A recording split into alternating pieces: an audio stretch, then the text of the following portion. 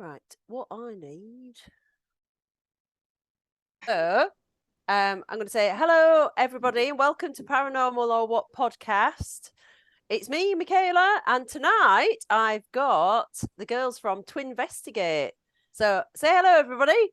Hi. Hi.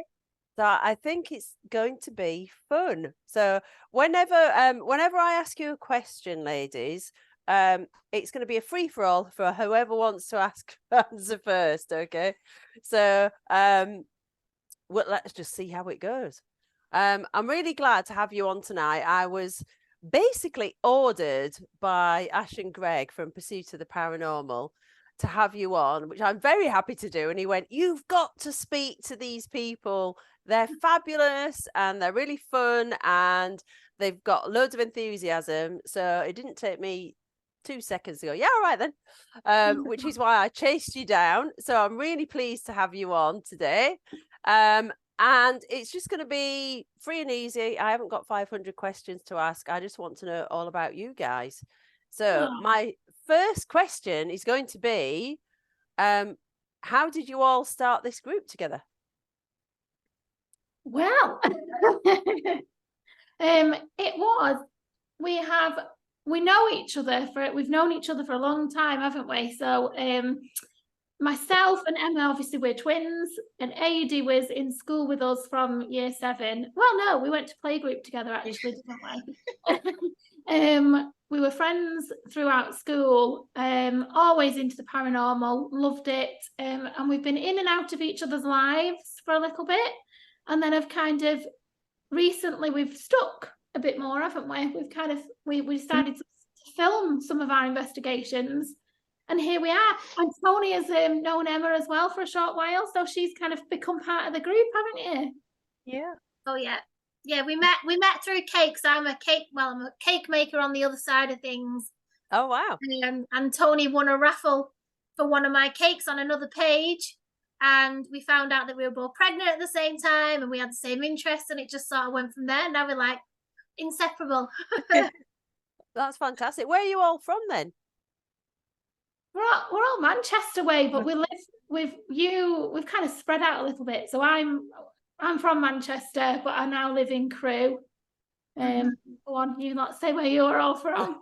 Yeah, so I'm Failsworth. I'm Failsworth. And I am now in Stalybridge. Oh wow. So I'm originally from Halifax, which is not that far from you. But I ran away from Halifax and I ran south until I nearly fell in the sea, and now I'm in Chichester on the south coast. Oh, nice. Wow. Which is, but I haven't lost my accent at all, as everybody always tells me. But yeah, not far away then. So what I'm going to do is I'm going to go around one by one, if that's all right, and ask you what your first paranormal experience was. So let's start with Adi. I'd say my first proper paranormal experience was when I was a teenager and I seen a full body apparition of a woman in my bedroom. It was an unusual one. I woke up and there was somebody just sat on the bedroom side. Door was open, which I always shut at night time, which was a weird one in itself. And she was sat rocking, staring at the stairs. Didn't know the woman for anything. So it really, as a teenager, you're like, oh my God, somebody's in my bedroom. You know, you start panicking. And after a bit, I'm looking at her and I'm thinking, this woman has no feet. There was no legs at all on this lady. There was just a really wacky outfit, which was strange. She wore like this red, very deep red cardigan, really flowery skirt, and then there was no feet. And it was so unusual. It really like shook me. Something fell because I was in the top bunk and it fell onto the bottom bunk, startled the apparition, which she looked at me and then just completely disappeared. And that was my first full experience with a full-bodied apparition. And yeah, since then it's always sort of grabbed me to think, would I ever see anything like that again? And I am. And have you? Have you seen any others? Nothing as clear as that. When we did go to Pendle, there was like a big black sort of light that was, I say light, it was black, it was weird. It was like a massive orb floating in the middle of the stairs. I did tell the girls afterwards, and they was like, why didn't you tell us then? And I was like, because I didn't want to wake up and have it in my face, whatever it was. I had to sleep there overnight. But that's the last proper visual that I've had. Never had a full-bodied apparition since, unfortunately, but I'm still hoping. That's very similar to mine, that, Adi. Go on then, tell us.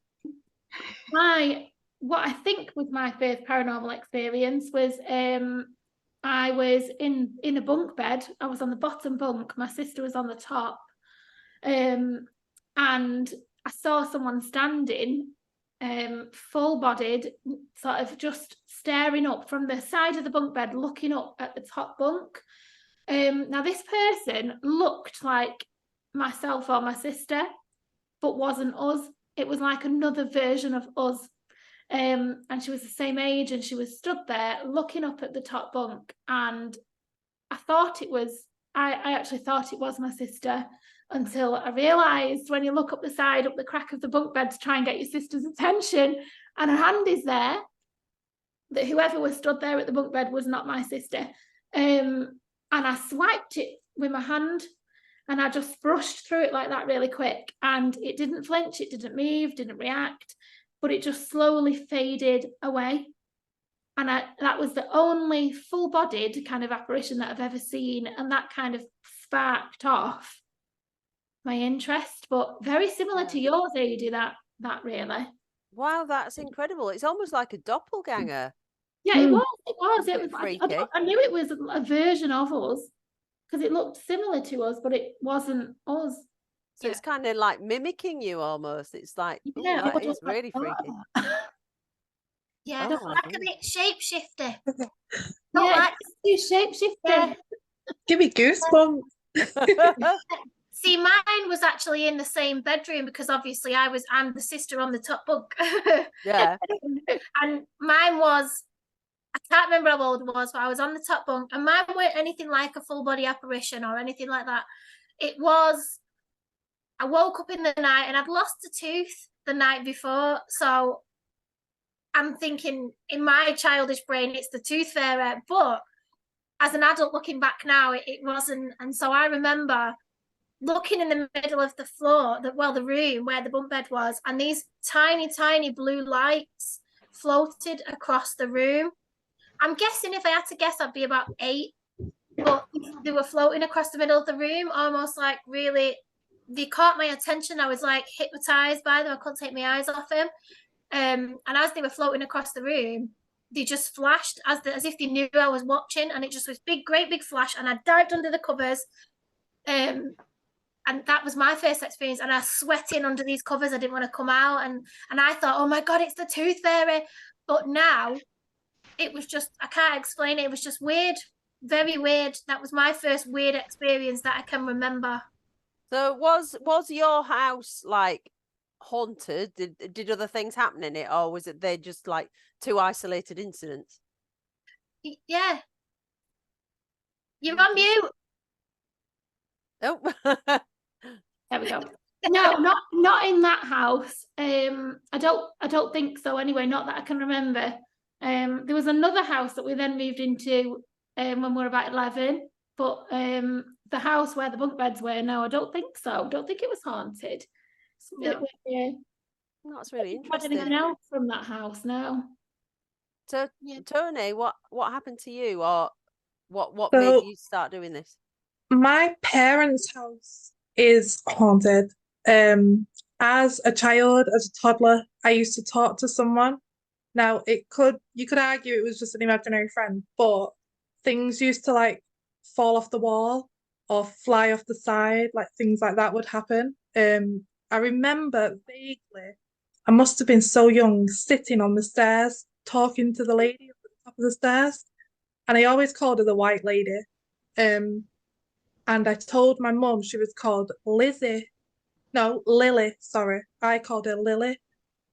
We've actually only recently found out by some random woman on the street who said a lady used to live in my mum and dad's house called Elizabeth. She called her Lizzie.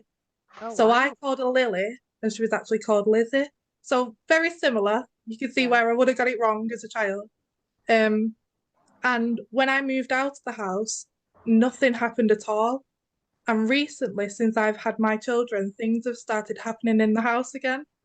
So it's like it's picking up on children being in the house.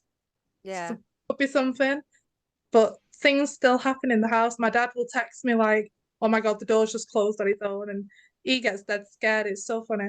But yeah, things still happen in the house now. Oh wow. Maybe you should do an investigation in your house. Yeah, We've said that. my house now as well. I live now in Failsworth, and things have started happening in my house. Like me and Emma were sat on the sofa one day, and the drawer in the kitchen just randomly opened on its own, and it's a soft closed drawer, so it's always closed, and it just opened itself while we were sat talking. Oh my God, that's a big thing as well. It's like a big, Yeah. it can't just be an accident. No, it was so strange. We had the two children in the house with us, and they were sat in front of us just playing, so no one had been in the kitchen. Yeah. Yeah. Wow. Very weird. Yeah. I'll tell you what though, thinking about having children, it's really interesting because I know people react in different ways. I've always been, ever since I saw, I saw three figures when I was at school. We had like, it was like a group experience when we were about 8. There's about 20 of us in the playground, and we saw these 3 black monk figures with staffs. And it was really, really freaky. And from that moment, I was just obsessed with ghosts. And then I didn't branch out into other paranormal things really until I started my podcast about 3 years ago during lockdown. But when I had my children, so I've got 2 boys who are teenagers, and when I had my children, it started to really freak me out, and I completely shut down anything to do with the paranormal. And I didn't kind of open that door again until they were probably about 10 or something. It was really weird. It was just like, I just couldn't cope with it at that point, and I was really scared of something happening to them. But it's quite interesting because I do think that children can bring things out in the houses. Yeah, I think children have the only way I can describe it is, I think when they're so young and so little, and even when they're growing up, the kind of transitioning a little bit into adulthood. And I think once you reach adulthood, you don't, I don't know, this is all just a theory, is that when they're little, they vibrate differently, I think. I think they're open to something that we're not. They're still in the transition phase of whatever, if anything, came before. And I feel like that's why a lot of children see things, and like a lot of childhood experiences are like paranormal experiences are from childhood. Yeah. And I don't know, I think maybe they're more receptive, and as you get older and you kind of things slow down a little bit, I think it all just closes in and everything gets a bit restricted, and I think we lose track of our like third eye sort of thing. I think we just lose that a little bit, that ability to connect. I don't know. I've not really thought into it too much, but I think there's probably a lot into why children are more receptive. Yeah. I mean, I do think when children are younger, like ourselves, we used to play weird playground games, like if you sat in a circle and spun a coin and the coin stood still and you all said something, then this demon would come and take you, and we'd scare ourselves silly. And I think as a child, if you open them doors early, you sort of keep in tune while you're developing, and you sort of open yourself up to that. I think it stays with you, because like right now we know the radios are playing all over the country. The radios are on, but we can't hear it because we're not tuned in. But if you tune in, you'll hear it. And I think that certain people, when they tune themselves in so young, it never leaves. And so that's why now we're so open to all that. And I do believe those who are more open will get activity than those who aren't. And I don't think that's anything to do with them believing it anymore. I feel like that's the doors opening and the spirits feeling more welcomed because you are more open. It's like when you play frequencies through a building or something beforehand, you are to me, you're opening the space up to, you're opening the space up, aren't you, for spirits and things. And it's exactly the same. Like you've got to vibrate at their level. Like you've got to tune in at their level. So the earlier you do it, the more you do it, the more it stays with you and the more ability you have. It's like any skill, any kind of talent or anything, you've got to find it and work on it to keep it. Like it's very weird. It's all just really vague theories and stuff. But yeah, I think there's definitely. It makes sense though. I It mean, does, yeah. are there any of you that feel that you have psychic abilities? We was talking about this the other day though, weren't we, Sarah? Because Yeah. Sarah gets vibes. You get a lot of vibes, and Yeah. we was chatting in the car, and I said I get like this immense pressure. It feels as though my head's stuck in a vice, or it can feel as though my shoulders are being pushed down. So I get sort of a physical feeling, and Sarah gets sort of like a visual, like in your third, like you say, in your third eye, and like names coming through and stuff, don't you? Yeah, well, I am not a medium, just to put that, I am not a medium, but I pick up, I think, I don't really talk about it very often because I always think people will think I'm weird. I just never say it. Weird's good. I know, weird Weird. is good, it is. I think, like, I'd walk into somewhere and I have feelings, a vibe somewhere. It's almost like I'm just picking up on stone tape theory kind of stuff. And I mean, a couple of times we went to room 6, didn't we? And I was like, I said, oh, I'm getting like a Richard or a Richardson. That's in my haunted hotel. And yeah, I was saying, oh, a Richardson or a Richard. I didn't know, but Adi said there have been mediums who've picked up that name before. Yeah. And I'll just get urges to do things, like I'll have an urge to, recently I had an urge to sort of press against a wall as if I was trying to go through a door that isn't there. yeah. I don't know if there's anything in it because there's no way of knowing really what these feelings are. But yeah, I think some feelings and urges, and with the visual thing, if I'm in a room and I'll sense someone, if they're not there and I can see that they're not there, but my brain can place them there, I don't know how to describe that. I get that. I got that when we went to Tatton. When we went in the barn, I said I got an eerie feeling straight away. I said, I feel there's someone here. And then I had that hum right up against my ear. I felt it and I heard it. And that was strange. And it was the first big experience I've had as an adult now. Yeah. It's not confirmed for you, isn't it? Confirmed. I think it's fear having someone whisper down my ear like that. Oh, no. Oh, it was not nice. See, mine's not as special as that, but I do feel like I have my moments. Oh, do you think they're special, Emma? Not in the slightest, my darling. But like earlier today, I've been waiting on a parcel all day and all day yesterday, and it popped into my brain, oh, wonder where that parcel is, like surely. And then the next thing, a van pulls up outside and the parcel turns up, but it starts like someone's going to ring me, like, oh, I wonder what Sean's doing at work. And he'll ring me, like, it's not like a psychic ability as such. I think it's just my brain can sort of sense what's coming, even intuition, wrong, an intuition, and it just sort of little tiny things like that throughout the day. It's happened on a number of occasions. I need to start writing them down, but I don't. Well, I had a really weird, I'm trying to find them now. Do you remember me telling you a while ago about voices? And when I got voices come through. So it stopped now. I don't know why. But this when you said it was almost like when you go into sleep. Yes, when I'm very vulnerable and I feel like things might be going, open. But for a short period of time, I had clear as day voices in my head. I wrote them all down in a list about as they came to me. And it was generally when obviously you can just say maybe I was dreaming, when I was just on the cusp of falling asleep. But I'd wake up, I don't know, might have been asleep. I'd wake up, I'd rouse and like write them down. That's interesting though, with brain frequencies. It's maybe worth seeing what frequency your brain waves are at during that period of in your sleep stages.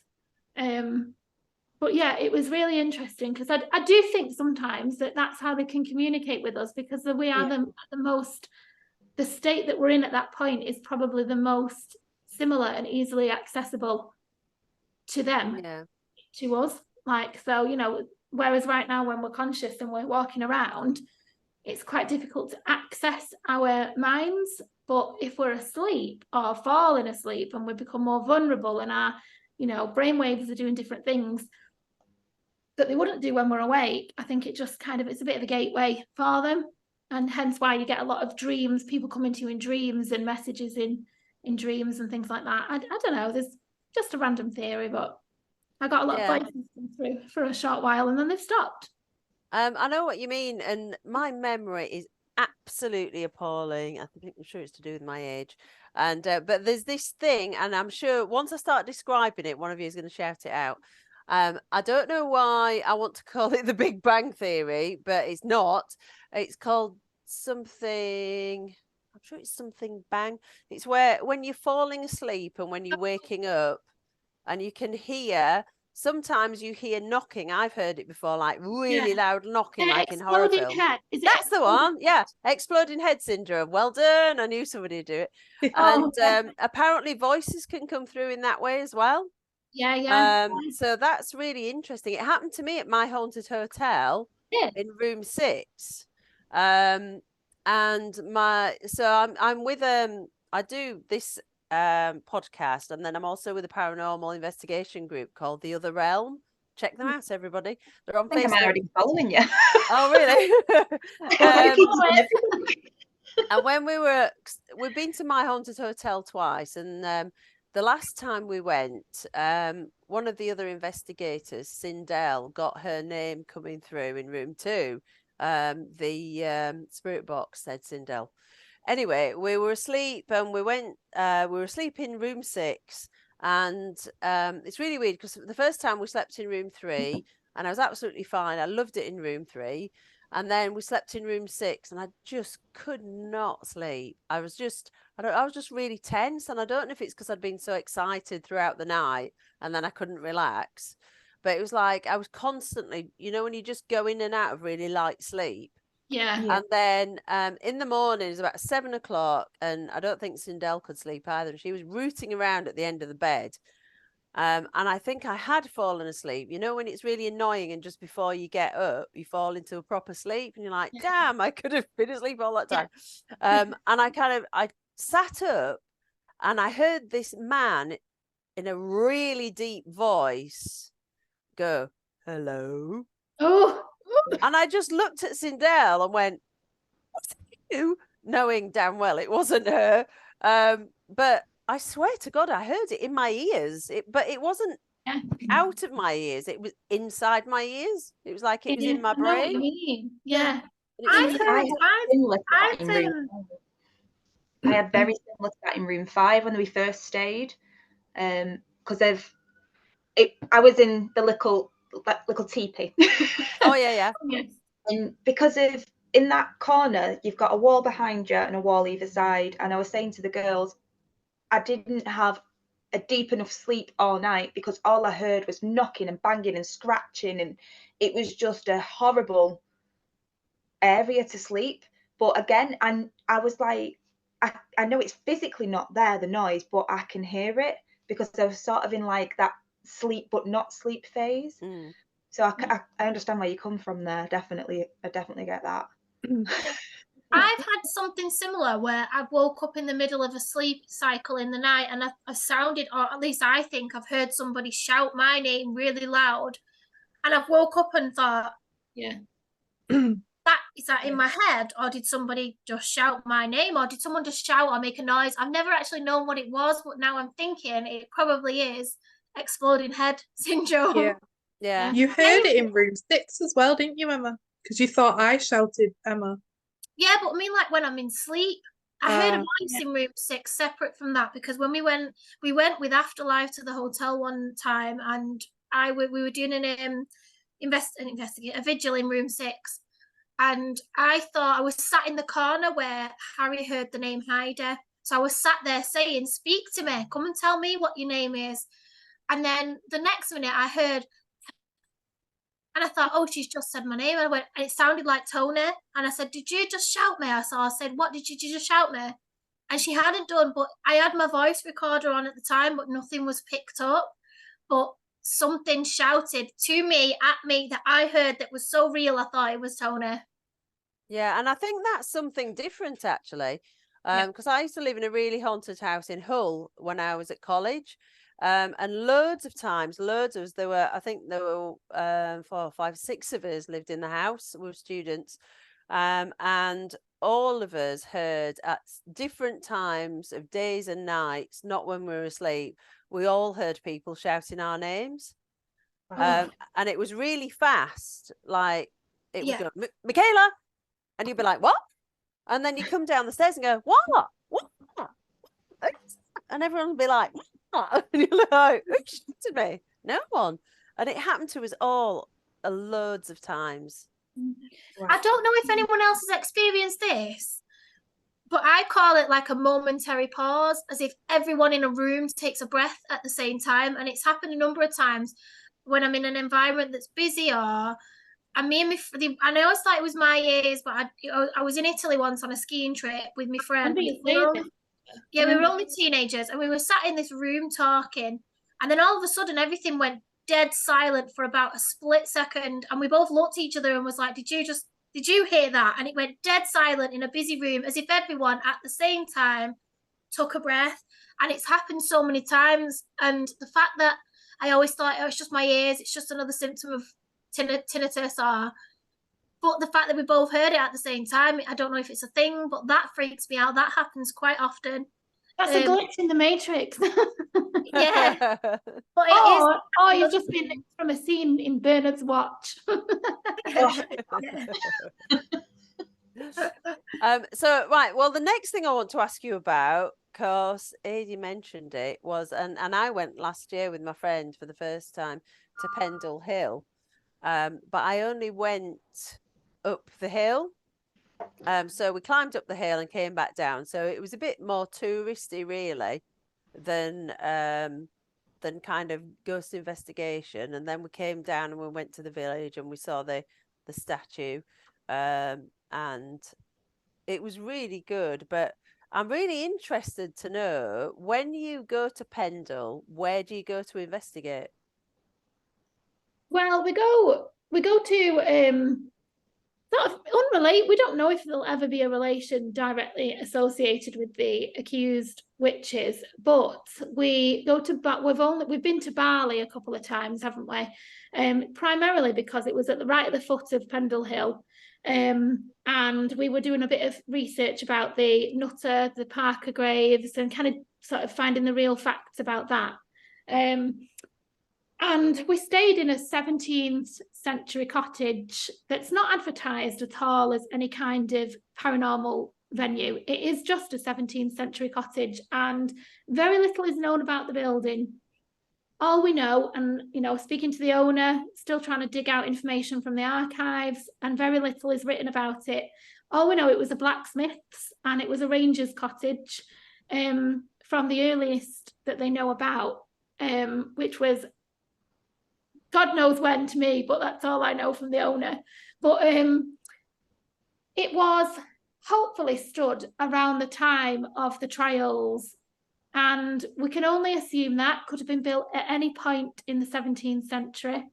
But we're hoping that someone, given the fact that in those times of the trials, very little people lived in the area, we're hoping that this cottage would have some association with someone who may or may not have known one of the accused, or a family member, or anything really. But we investigate there, don't we, at 17th century cottage. We've got some things that are totally unrelated to the Pendle Hill witches that came through. Something came through, but I don't know if it was related to the witch trials. But it was interesting, wasn't it? Just to think it might have been stood. Records were so badly kept in that time that we'll never know exact dates really for things, and it's been really difficult to find things out about this building. But we've also done outside vigils in the woods around Pendle. The first time we did the vigil, we captured screams, gasps and moans, and we didn't intentionally want to pick them up. It just, when Sarah was editing, she went, "Oh my God, you need to listen to this," and you can hear a scream. So I stuck my earphones on, I had a proper listen, and there's words that were in there, but it was not intentional for us to catch it. That was in the woods at the foot of Pendle.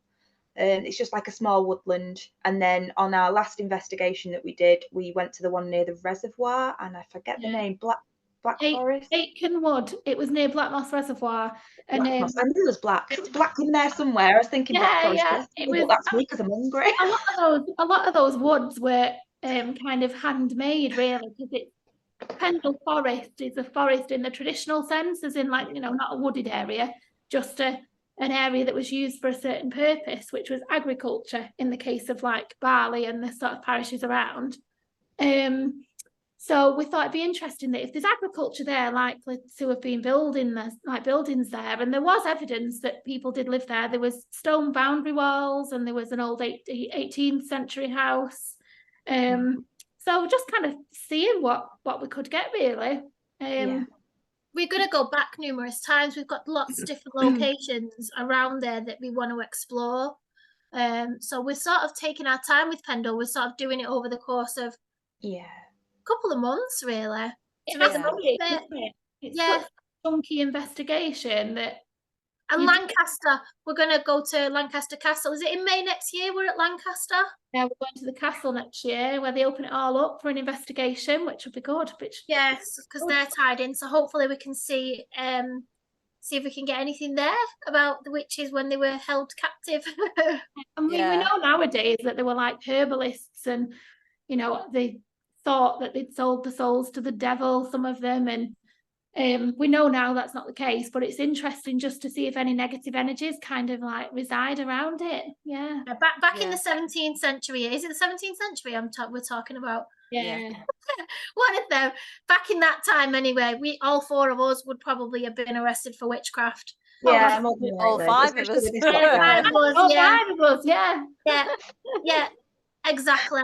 Definitely. I've just finished listening to this amazing podcast. I don't know if any of you have heard it.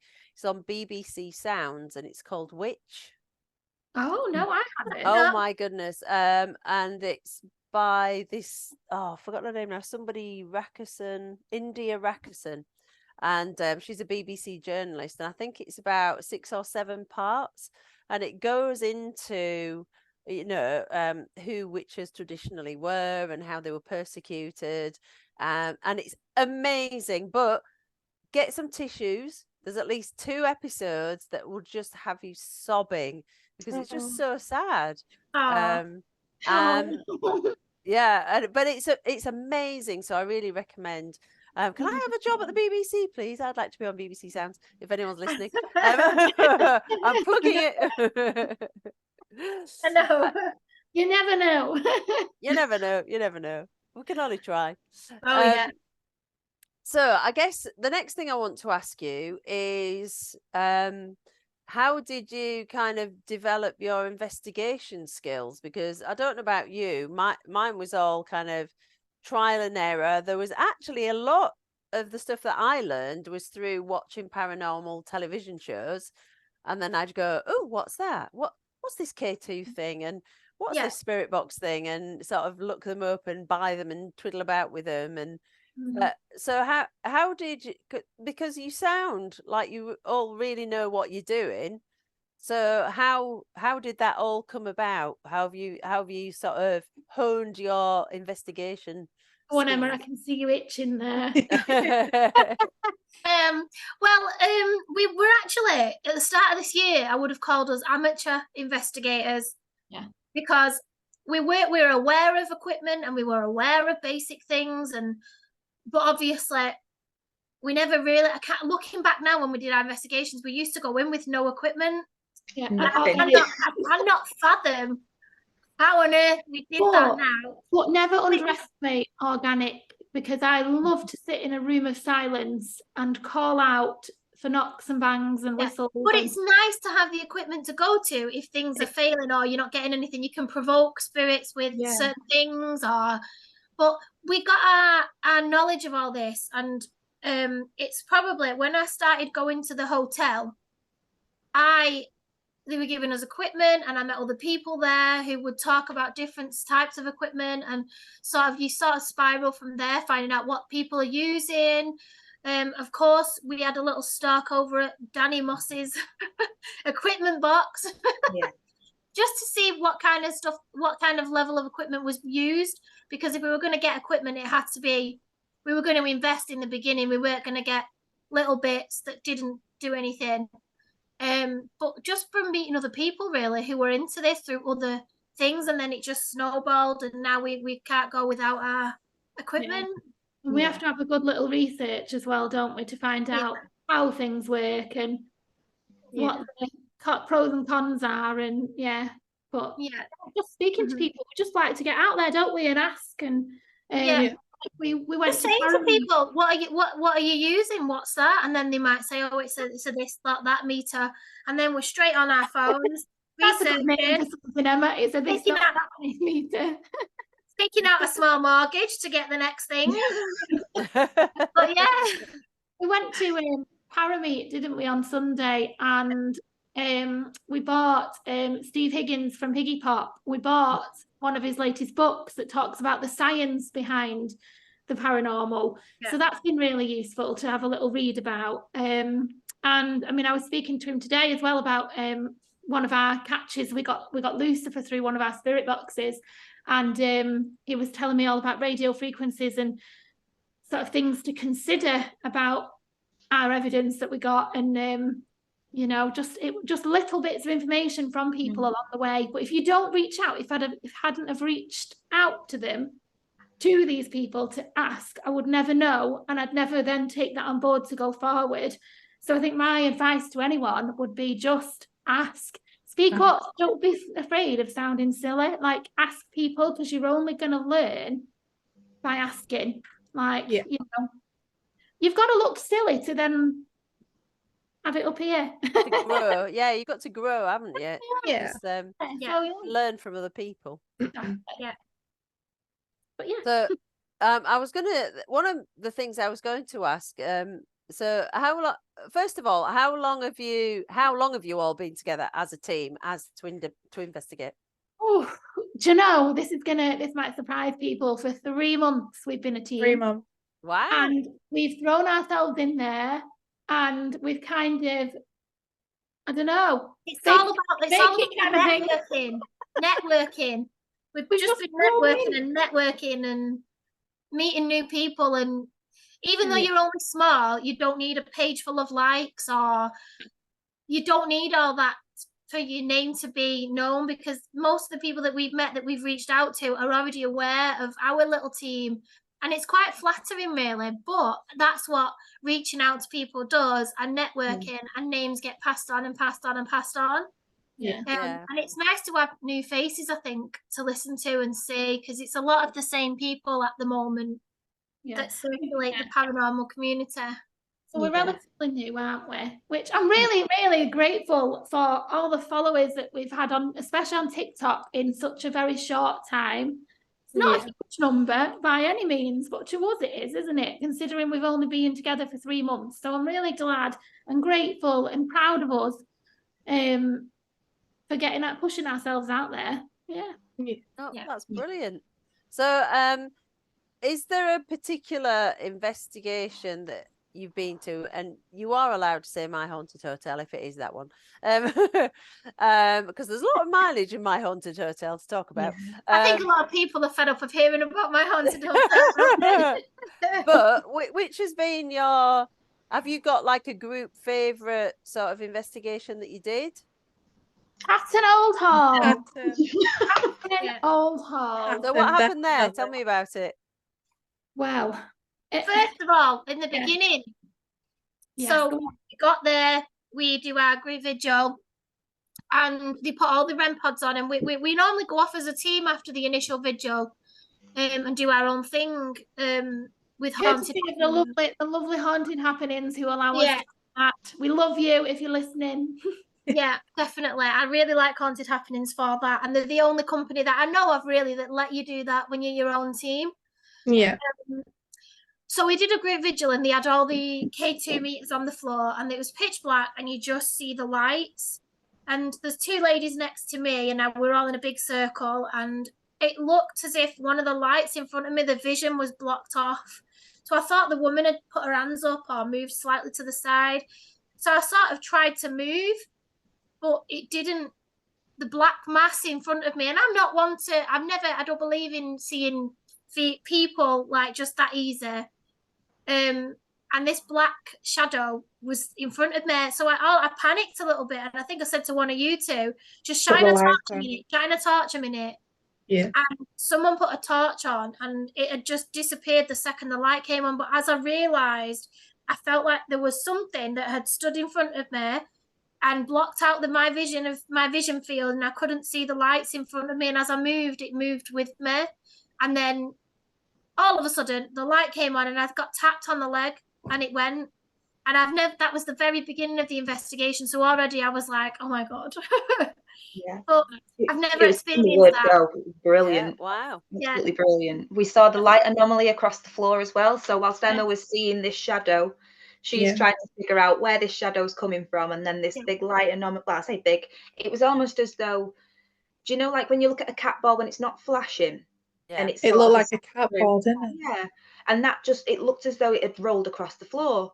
So whilst Emma's like, somebody shine the torch, we seen this going across the floor. So we shine the torch anyway to see, has a cat ball just rolled and not gone off? Nothing had rolled, nothing had gone off, nothing was on the floor. And that was experienced by, I'd probably say a good 80 to 90% of the people in the vigil.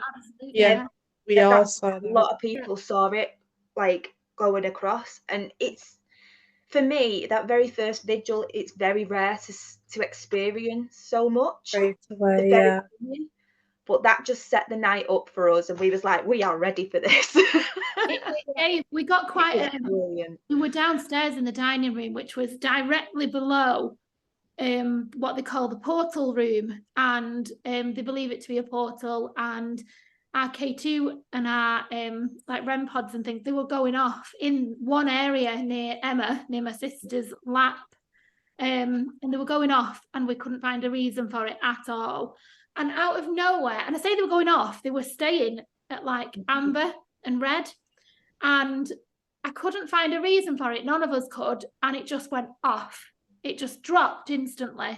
Whatever energy it was dropped, and the room next door started shouting at that exact moment because they'd had their REM pod had gone off at the same time and was then in a chair, and we heard them say, didn't we, like, oh, you sat there in that chair and it was in a chair sort of on your lap for us. So we were like, oh, has something just ran from one lap to another room and sat But, like a child would, almost.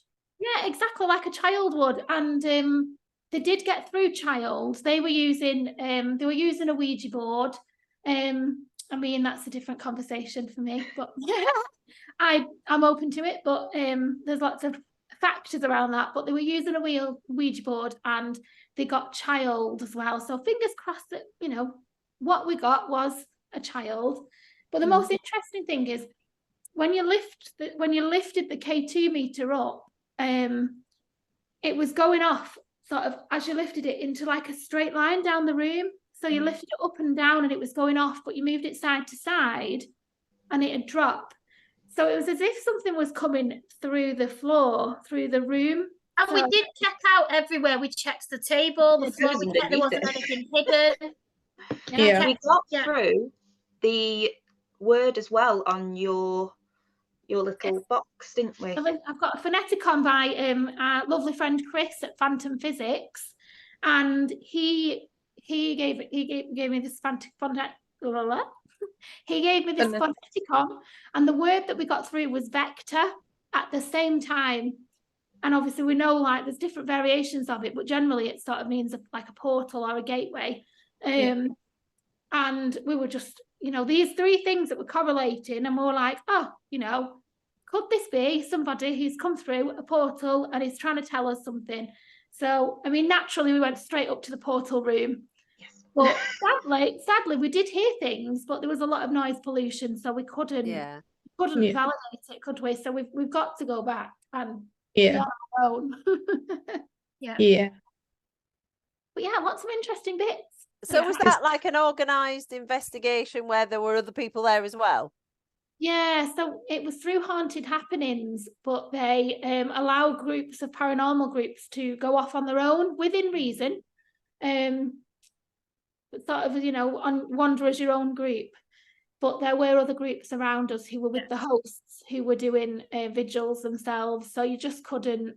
And if it was free time, which a lot of these companies do, people are wandering everywhere. So it's just really hard to confirm evidence, really. Yeah. It is. I've been on a few, and I like them in their own right. Sometimes the bigger investigations, the kind of events. Yeah. I've been to quite a few of those. Some are better than others.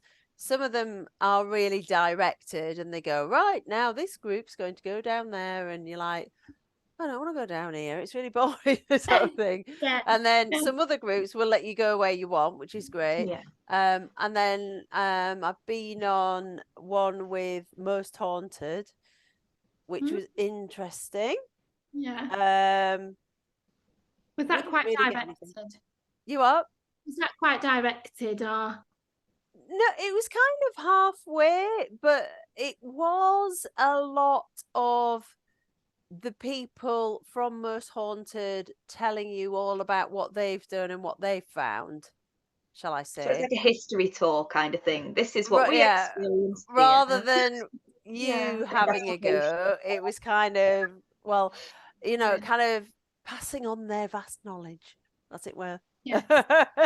Yeah. Yeah. I mean, it was fun for the novelty value, and they're very nice people, I have to say. But it was, I was feeling like I was being taught to suck eggs a bit. And do you know what's another thing that I like about Haunted Happenings? How they actually say at the beginning of the night who is new and who has done this many times before, because they then split you off and they give all the sort of newbies, shall we say, they give them their own tour about how to use the equipment and what it's for and what it does and what you're looking for. And then they have a bit more experienced groups go into another room to do like a vigil with other sort of more experienced people. So I find it good how they don't just blanket say everybody, this is how we're doing it. Like they take into account the fact that people do have different levels of experience and knowledge, and actually you can learn from the people that attend these events as well. So they're really inclusive. So I really like them. So I would highly recommend them to anyone. Yeah, definitely. They're so lovely as well. Now they need to send you 20 quid for the shout out. To be honest, I think it's more the fact that they're so kind to actually just allow us to go off, and leave us to our own devices. And it was such a nice, welcoming environment. And it sort of made the investigation for us so much nicer, because if we've been to investigations before where we, like you said yourself, you're very directed. You are going here and you're going to do this. You are going here. And sometimes you just like to do your own thing and to allow others to trust what your process and to develop your process. And I think that that's what they do the best, is they allow you to go off and to do your own thing and to allow yourself to learn as well, because they could sit down and tell you, so this works better at this time, but until you experience it through trial and error, you might find that different things work better. And it was just a really nice, warm welcome. And they're so lovely, honestly, they really are. It sounds like I'm really promoting them. Hope you're listening, Hazel. And free event for 4. Oh no, we met a lot of them at Parameet, didn't we, as well? And they were all saying how lovely we were, and we were saying how lovely they were, and we're just about a bit of a romance, didn't we? That sounds fantastic. Right, I'm going to go around and do a fun few minutes now. First of all, I'm going to ask you what your favourite piece of equipment is and why. I'm going to start with Tony. I think mine's a REM pod. just when it goes off and it scares you because of the sound. I love it. Like that thrill is great. Oh, fantastic. Emma. Oh, I love a spirit box. I absolutely love a spirit box.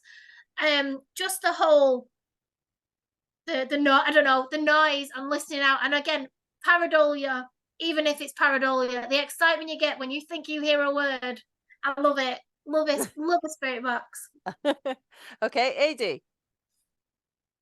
I was going to say spirit box, but You can say the same thing. You I can say the same thing. I was Yeah. going to follow it up with my jewellery box. Yeah. Yeah. Yes. Yeah, Have I you got a love haunted jewellery box? I do, yes. Yes, she I does. have a haunted jewellery box. Yeah, it was our first trigger object to take with us. So we say we went in with no equipment. That was probably like the very first thing that we ever took. Yeah, it So, was. yeah. Yeah, you're right. Yeah. You're right. Oh my goodness, what does it do? It's broken, completely broken. Yeah, it was even investigated and inspected, wasn't it? Yes. And it is fully broke. Completely broke. It went off yesterday, which was funny because I told my daughter, I was like, listen, if you're not going to behave, the jewellery box will tell you off. And then it started going off afterwards. Oh my goodness. I will tell you off. So it doesn't wind up the back of it at all. Doesn't work. And it just still goes off randomly whenever it wants to, or whenever something just decides to play. It's like a trigger object. So that's my amazing. favourite. And what about you, Sarah? I do like a spirit box, I'm not gonna lie.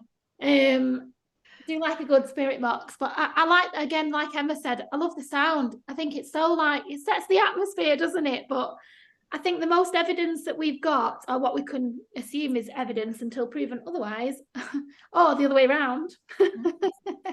But the things that we've got through have always been sort of really through a spirit box, sort of mainly. We've got a lot of stuff that we really can't explain through a spirit box. And I just think it gives these spirits, entities or manifestations, or, you know, whatever, I think it gives them a gateway to us, because I'm a big believer in frequencies and things helping them to come through. So I do think a spirit box. But then I do like just to sit there in silence. I think sometimes there's nothing better than just sitting there in silence. And I'm always telling everyone to shut up. Always telling them just shh, shh. But I do think sitting in silence on your own in a building and just listening to the building and what it's telling you. But aside from that, a spirit box. Okay. And my next kind of silly fun question is, what's your favourite paranormal TV programme? And it can be British or American. So this time, let's start with Emma. Well, I'm a big YouTube watcher, and although they are not very well credited with what's real and what's not, I do actually really love Twin Paranormal in America. I do very much like them, and I find them entertaining. So was a demon. Yeah. And I do watch a lot of like Nuke's Top 5 and Frostmare, those type of top 5 clips and things like that. I'm more of a YouTube watcher. Yeah. So yeah, they're mine. Okay, Tony? I think mine, from where it originated from, I'll always love Most Haunted. Like, that's where my love for the paranormal really started. Sitting and watching that with my nana. Yeah. I'll tell you what, when Most Haunted came on, I think the first time I watched it must have been about 2003 or 4, and I could not believe that there was a TV program about the stuff that I really liked. I was like, oh my God, there's a TV program about ghost hunting. And I just couldn't get over it. And I've had a kind of, I wouldn't say a love-hate relationship, but a love-disappointment relationship with it ever since. But yeah, my first love was that as well. What about you, Sarah?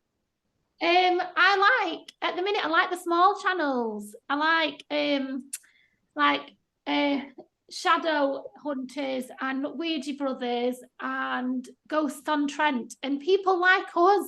Like, I like the real nitty gritty people, like people who are just going out there and just investigating as you normally would, you know, no big show of it, and just going out there and doing things, and no drama, just having a go. Normal people having a go. Yeah.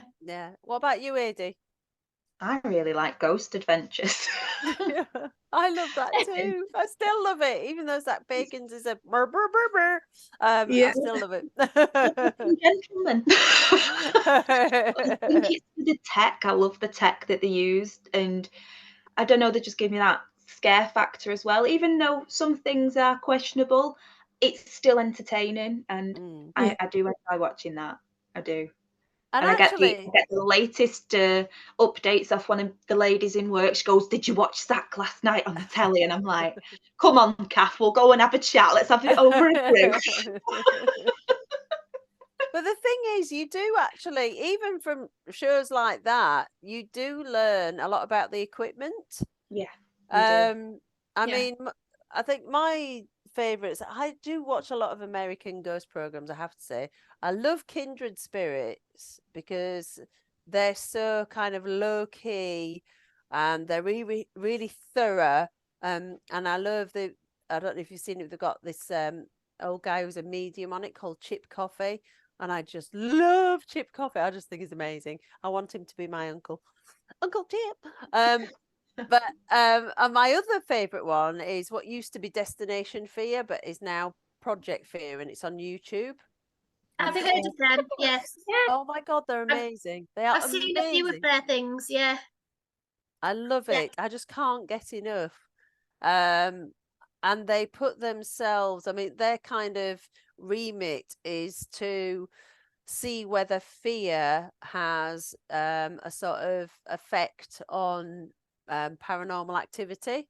So they try and scare themselves so much to sort of invoke things happening. That's our theory. That's exactly what we wanted to do.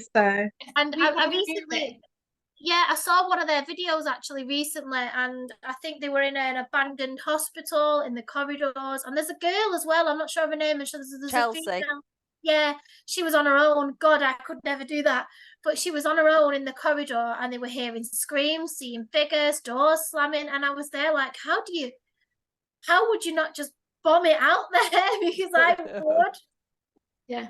We think we seem to get activity when we become frightened. So we're currently testing some theories. I mean, my God, Sarah, that time at the hotel with me and you, just me and Sarah, I absolutely wet my knickers. It was horrendous. I have never been that scared in my life. I was screaming. We're currently testing theories, aren't we? But we're doing it off camera to try and see if there's anything in it, really, aren't we? That being scared and frightening yourself and it brings on that vulnerability to things playing with you. Because I think they're probably intelligent, a lot of these spirits, and enjoy us being scared. They probably feed off that energy. I bet you there's a lot of energy that is given off with fear. Yeah. But so forgive my coughing. I had COVID a couple of weeks ago, and it wasn't COVID nowadays. It's just it's still pretty crap. But I've got this like horrible cough now, and I've had it for 2 weeks, and everywhere I go, I'm like, and people still look at you. They're like, "Ooh," and I'm like, "Yes, it was COVID, but it's not now. Sorry, this is just what's left over." So every now and then I kind of burst out. Yeah, COVID's really made people uncomfortable now, just coughing in general, aren't they? Like if you cough so much, you become really aware of the fact you're coughing. And everyone kind of leans away from you and looks at you like this. You're like, right, I'm going to ask a deep question now, so I hope you're ready. And this can have many different answers. I am aware of this because there could be many different types, but I'm going to ask each of you, for you, what is a ghost? And I'm going to start with Adi. What is a ghost? God, I'm put on the spot now. I can come back to you if you like. I honestly think that a ghost is the energy that, our soul. It's that little voice in your head that makes you you. This is the vessel, your body's the vessel, the soul and the spirit is what I believe you actually see and hear and experience. I like that. Very kind of spiritual. Sarah, what about you? I think mainly that it's an accumulation of energies, quite residual. I like stone tape theory. I think it has a lot of substance. So from a residual point of view, I think it is just, a build-up of repeated energies that have been held and are somehow just contained. Some things are intelligent, which I don't have an answer to be honest. I'd like to think that it was just us when we pass on and we've just kind of float away to a place that we want to be and all of that. But I think it's probably residual energies, to be honest. Okay, Tony? A new theory that we've come up with, I think it's a memory, like something, like a bit like the stone tape theory and things like that, like a memory that's sort of left behind. That's my theory on it now. Yeah. And I think it evolves as you go along. I mean, I've found this over the last kind of, 10 years or so that I've been investigating. My ideas have completely changed. And I think I think very differently now to how I did when I started. What do you think, Emma? I don't know. I think I've got a number of theories. So I do believe, like Adi said, in the spiritual thing, like the 22-gram thing we were talking about the other day. When somebody passes away, there was an experiment done, and 22 grams roughly was what left the body. I do think it's a spiritual thing, but then I also believe that maybe a ghost is, especially in the forms that we see quite a lot, like figures or shadow figures. Are they parallel universes that are going on at the same time in different times, and it just so happens that we cross at that time and we can see that? Is it certain areas in the world that just so happen to be mostly inside because there's that many buildings? Are they like eyes into different dimensions? Is it like a evanescent type spirit that just briefly at that certain time of day on that day, that time of the year, every year it just passes through? I don't know, but I don't believe it's a physical form. I think if you see a physical form, I think it can manifest as into a physical form as to what it was, but I don't think it's always a physical form, and I don't think it's common at all to see a physical form. I think it is an energy. And whether that's an energy that is running concurrently with our timeline, I don't know, but So almost like a vision, maybe. Yeah, like a gap in the timeline, so you can sort of very briefly, let's say there's a 16th You described century it as waves, didn't you? Like so let's say this is so like again, the hotel is another example, just because this is where I first used the example. So the 16th century, 17th century life is going on in this time frame and concurrent with 2023. And if we're going like this on a big time scale, if we say in this world, can you give us a knock at the same time that it passes? There could be a brothel worker, a lady of the night, who knocks on the door at that time to say, is the gentleman ready? But just because the two universes at that time specifically clash, it happens at the same time and it's classed as evidence. But these two worlds are very different, very far apart, but they just so happen that every now and then they cross over. Well, you hear each other every now and again, which is why you get your random names or yeah.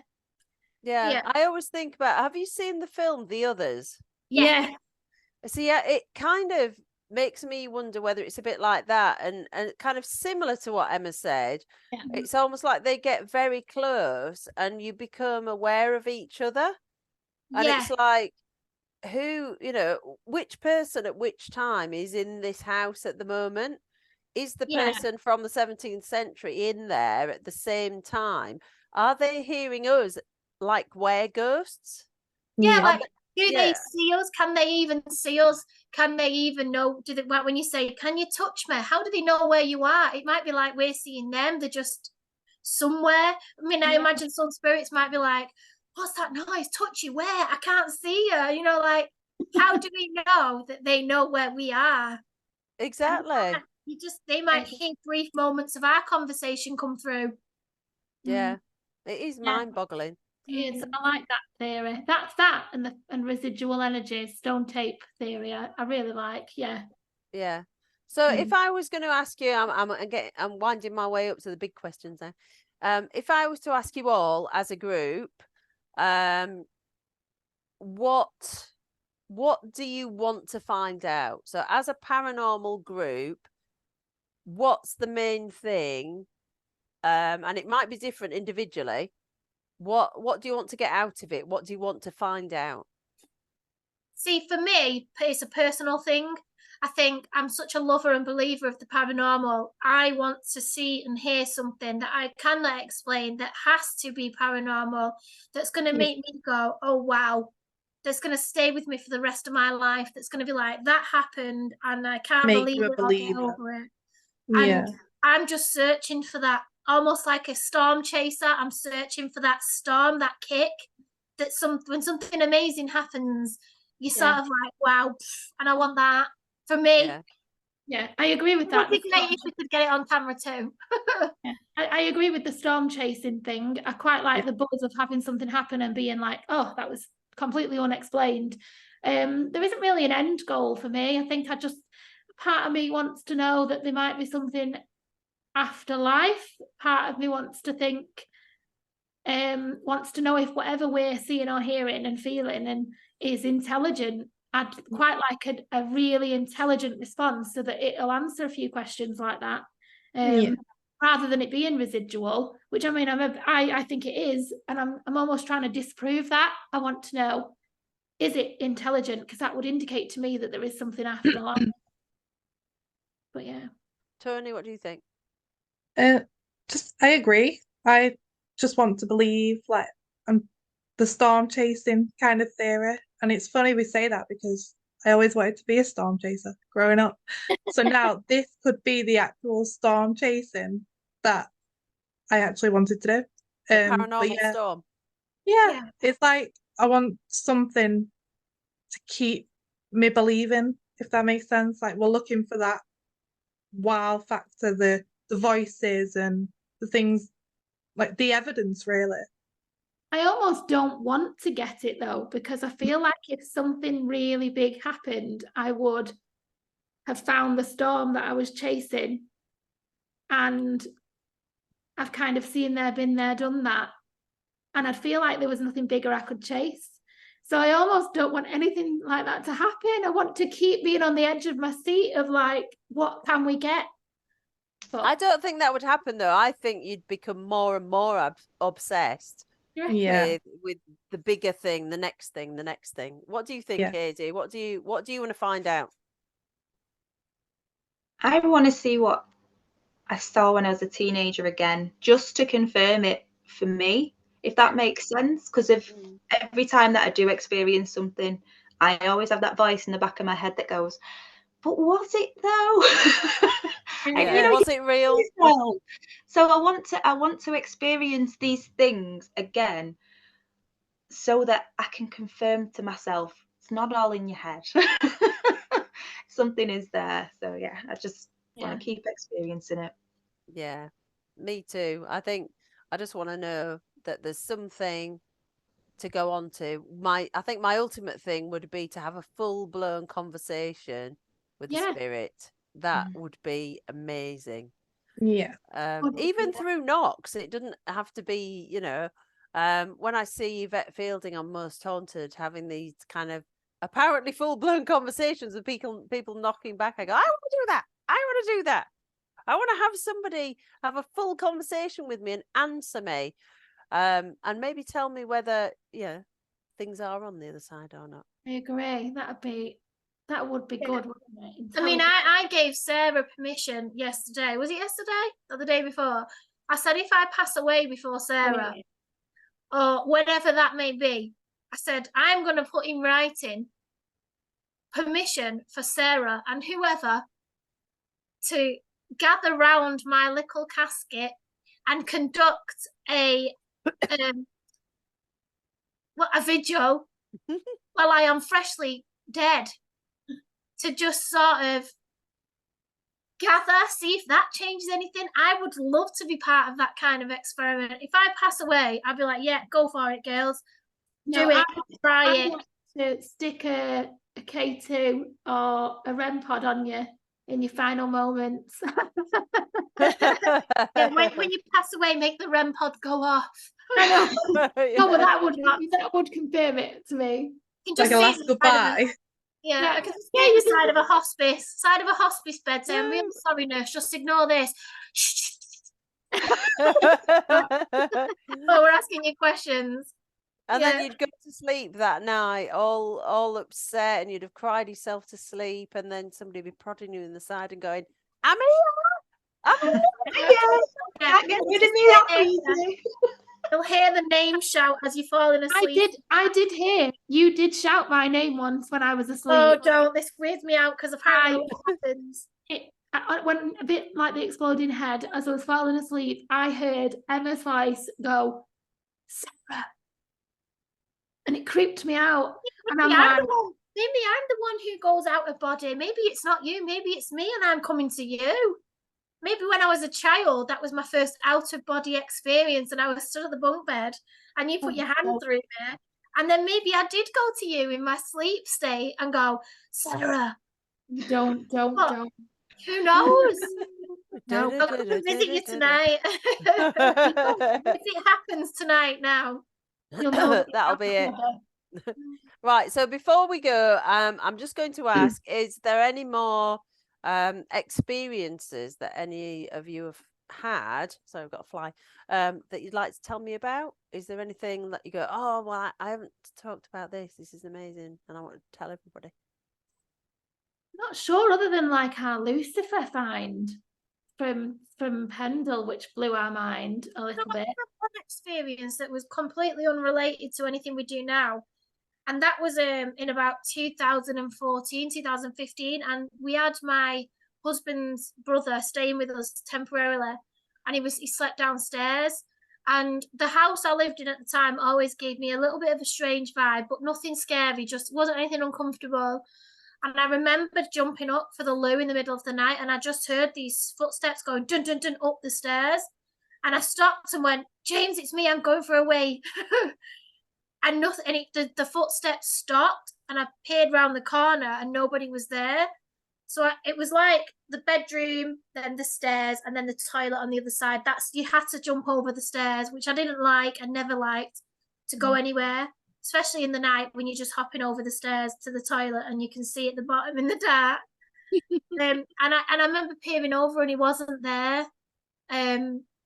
And that weirded me out because someone definitely ran up the stairs, but he would have responded to me, or I'd have heard him go back down. Yeah. And he would have still been there. I only looked around for a brief second, I only looked around the corner and he wasn't there. So that did stick with me. That freaked me out. Yeah. And that went too long ago. I had the baby gate not that long ago on my stairs slam shut. I thought it was my partner, but he was upstairs in the bath. And I heard as if he'd come down the stairs and slam the gate shut. And I just got my littlest one to sleep. So I was like, Jesus, Adam, can you be any louder? And he didn't answer. So I was like, what are you doing? No answer.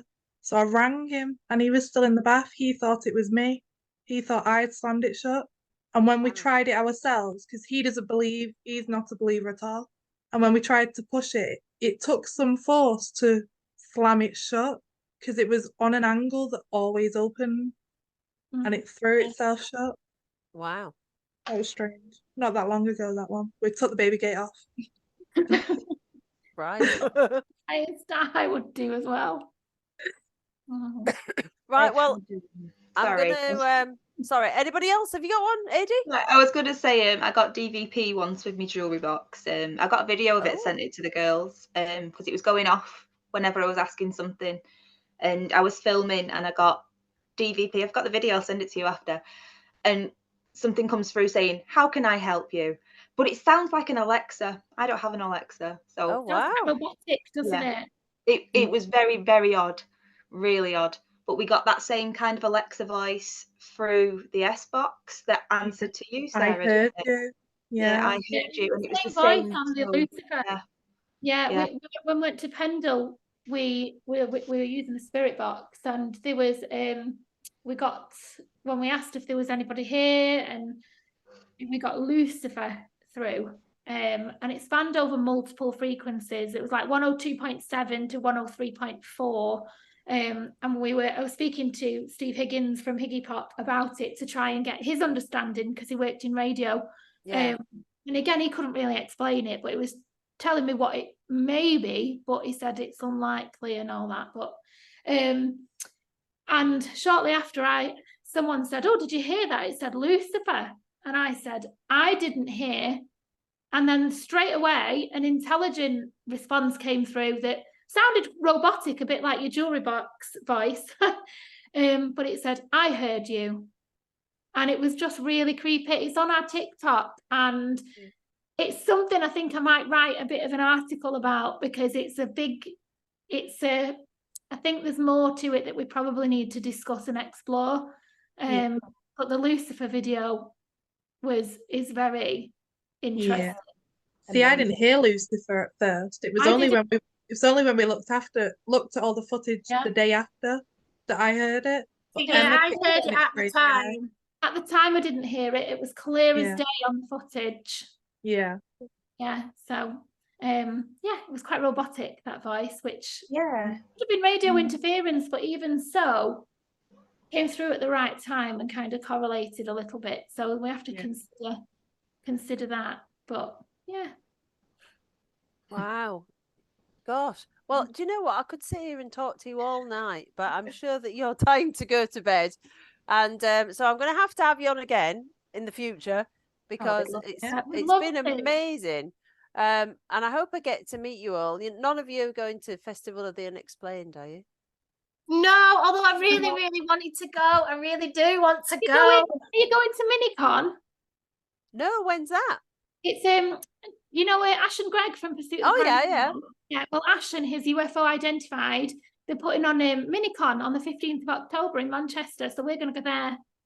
Oh, so you might see I can't go to that one because I've got something on the 14th. But no, I will come to something that you're at, and it'll be really fun. And I can't believe I've known Ash and Greg for all this time, and I still haven't met them in person. We've tried to meet up loads of times, and it hasn't quite worked out. But one day we will all get together. Yeah, we still need to go in Ash's basement. Yes. Yeah. We still need to go in Ash's to invite us to his house, doesn't he? Yes, Ash's basement. I know. Greg was showing me a video the other day about Ash's basement and the movement when they were sort of just nobody else there. There was a movement in the corner. So Ash, if you're listening, which I hope he is, we are coming to your basement. That's it. You've got 5 guests who are inviting themselves to your basement. Do a vigil. We'll do a basement vigil. Right. So tell us, ladies, where can people who are listening find you? We have TikTok, Instagram, Facebook, and YouTube, and the handle is just always Twinvestigate UK. It's Twinvestigate UK for the handle. Brilliant. Well, thank you so much for coming on and chatting to me and being really fun and really interesting. And we'll definitely need to have a chat again in the future. So I will speak to you all soon. Thank you for having us. Thank you for having us. Thank Take you. care. It's been absolutely amazing. Yeah, thank you. Bye. Thank you. Bye. Bye. Bye. Right, that's my official goodbye now. I'm just being